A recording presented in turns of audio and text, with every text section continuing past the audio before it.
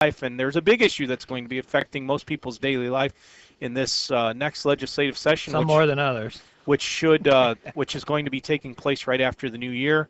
All of our legislators will be getting in their cars and driving down or across or up to Indianapolis, and there's a big amount of agenda items in a very short session, those that affect people. We have with us Dale Johnson, who's president of Indiana State's Building and Construction Trades Council.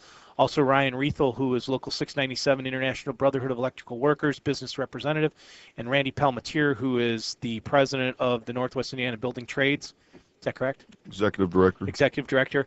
And the reason that we brought these individuals here is we want to talk about something I think that I've heard throughout the country the last couple years in different states, and now it's something that's being proposed in the state of Indiana. And I don't know a lot about this, and I think most people don't know. We've talked a little bit about it in prior weeks, but now I guess, as they say, the rubber is ready to hit the road, and there's a proposal. I want to let Mr. Palmatier come in and first of all tell our listening audience what proposal is on the table, what it's called, and describe that a little bit, and that'll kind of get things kicked off. Well, actually, I'll defer to Dale. Okay, Dale, let's let Dale. Dale is the Indiana State Building and Construction Trades. Dale Johnson, who's president, and also he is the International Union and Bricklayers and Allied Craft Workers, Local 4 of Indiana and Kentucky field representative. Mr. Johnson, can you tell our listening audience what proposal is in front, and the only way, I know there's one microphone for both of you, so you guys are going to have to talk into it. Okay. Basically, what's going on? Basically, what's going on is that Brian Bosma and David Long from the Senate, and now Governor Daniels, has made right to work their number one issue, their number one thing that they're going to try to pass in this legislation.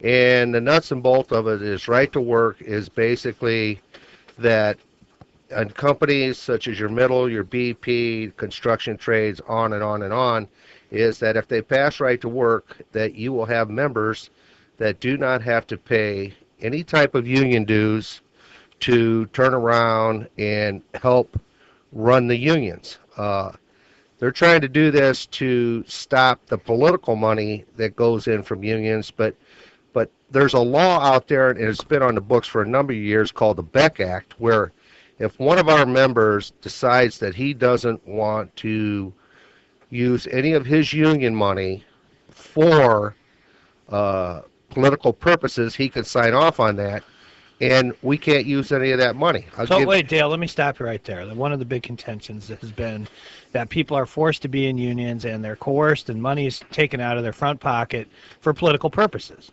So what you've informed the listening audience, there's a law in place that says if I, as a union member, decide, hey, I don't want any of my money to be used for political purposes, it cannot be. Correct.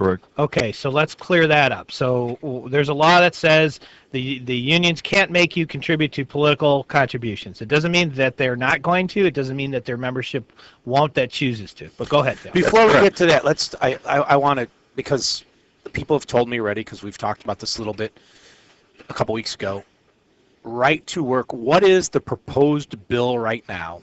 Because my understanding is there's a proposal, and for those people that remember that little cartoon, a bill has to go through committee, then it goes through one of the House, and it goes through committee, then it goes through the Senate, either way, and all has to be agreed to, and then the governor would have to sign it for it to become a law. Correct. Currently, if a bill is being put forward, it has to be put forward by the House that is in the party that is in the majority, and currently the Republican Party holds a majority in both the House and the Senate. So they've made it aware, Mr. Bosma, and I believe he did this kind of blindsided everyone before he announced this, but there is a bill on the, what is there a number, is there a bill, and what are they trying to get across with this, what it's called right to work? Well, actually what they have is they have a bill, they have two bills actually in the House and also in the Senate.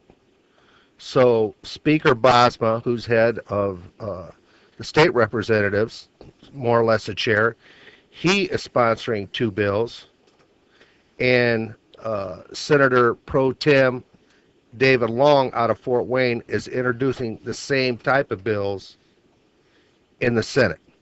So they're running two bills that are identical the same, at the same time trying to push this through as fast as they can.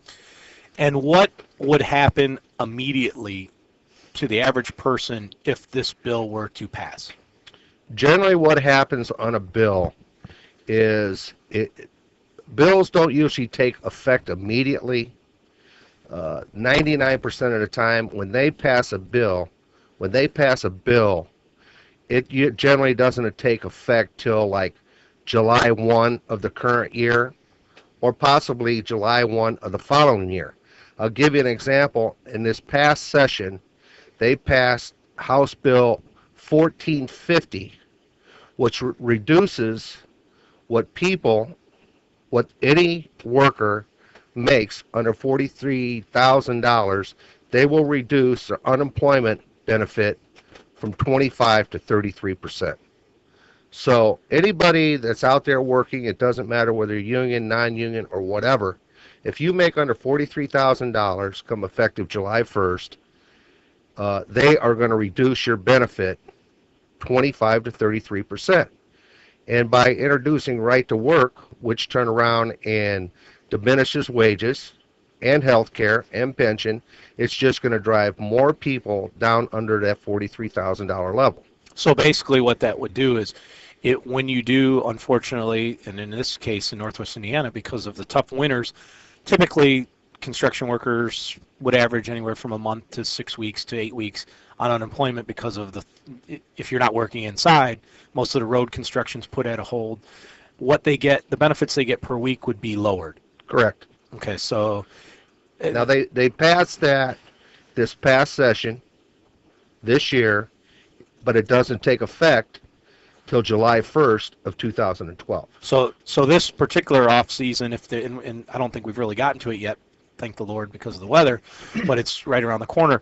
It will still be what it was the current year, but that law takes effect July 1st, 2012, which would affect people the following winter, correct, the following off season. But going forward, though, right to work, to kind of answer your question, right to work, obviously, when it does take effect, it isn't going to affect the general public immediately. It's something that's going to erode over time, wages, benefits, standard of living that we do have here in Northwest Indiana and the rest of the state.